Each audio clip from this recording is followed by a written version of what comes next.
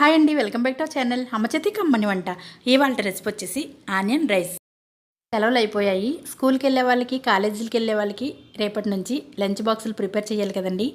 ఈ పద్ధతిలో 10 నిమిషాల్లో ఈజీగా లంచ్ బాక్స్ని ప్రిపేర్ చేసేసుకోవచ్చు. నేను ఏ విధంగా ప్రిపేర్ చేశాను ఈ వీడియోలో చూసేద్దాం రండి. ఆన్ చేసి ఒక ప్యాన్లో 2 టేబుల్ స్పూన్స్ నెయ్యిని కానీ నూనెని కానీ వేసి బిర్యానీ స్పైసెస్ ఉంటాయి కదండి, మసాలాలను వేసి వేయించాలి. వేయించిన తర్వాత 2 పెద్ద సైజులో ఉండే ఉల్లిపాయలు తీసుకుని పొడుగ్గా చీలికలాగా కట్ చేసి వాటిని కూడా తీసి వేయించండి. ఉల్లిపాయ ముక్కలను మరీ వేయించేకండి, సగం వేగితే సరిపోతాయి.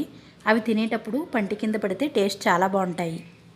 ముక్కలు సగం వేగిన తర్వాత కట్ చేసిన 4 పచ్చిమిర్చి చీలికలను 2 టమోటాలు కట్ చేసినవి కూడా వేసి వాటిని కూడా వేయించండి.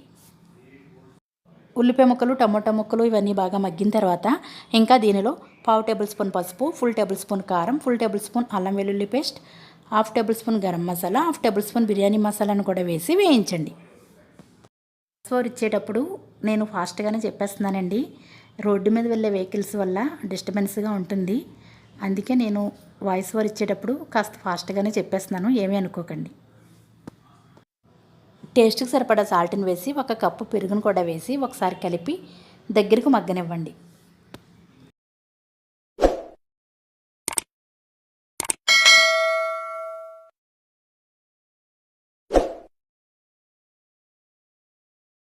ఒక గ్లాసు బాస్మతి రైస్ని శుభ్రంగా 2-3 సార్లు కడిగి ఒక అరగంట సేపు నాననివ్వండి.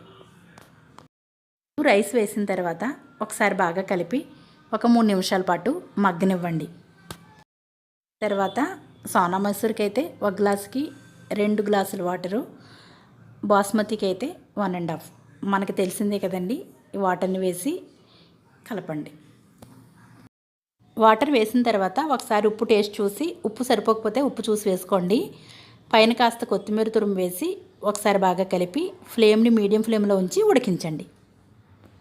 ఈ మధ్య సరిగ్గా వీడియోస్ పెట్టడం లేదే అని నన్ను అడుగుతున్నారండి. వీడియోస్ పెట్టడానికి మనం ఐటమ్ వండేటప్పుడు వీడియో తీయాలి, దాన్ని ఎడిటింగ్ చేయాలి, వాయిస్ ఓవర్ ఇవ్వాలి, అప్లోడ్ చేయాలి. 3-4 గంటల సమయం అయితే పడుతుందండి. అది పెద్ద కష్టమే.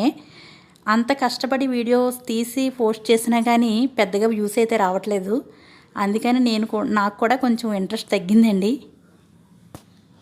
ఈ విధంగా పొడి పొడిగా దగ్గరికి అయ్యేంత వరకు ఉంచి స్టవ్ ఆపేసేయండి. అంతేనండి, చాలా సింపుల్ అండ్ టేస్టీగా ఆనియన్ రైస్ అయితే రెడీ అయిపోయింది. ఈ విధంగా ప్రిపేర్ చేసుకుని పిల్లలకి లంచ్ బాక్సుల్లోకి పెట్టినట్లయితే వాళ్ళు ఇష్టంగా తినేస్తారు. ఇలాంటి రైసుల్లోకి కర్రీలు ఏమీ అవసరం లేదండి, పెరుగు పచ్చడితో తినేస్తే సరిపోతుంది. ఈ వీడియో కనుక మీకు నచ్చినట్లయితే లైక్ చేసి మీ ఫ్రెండ్స్కి షేర్ చేయండి. Thanks for watching.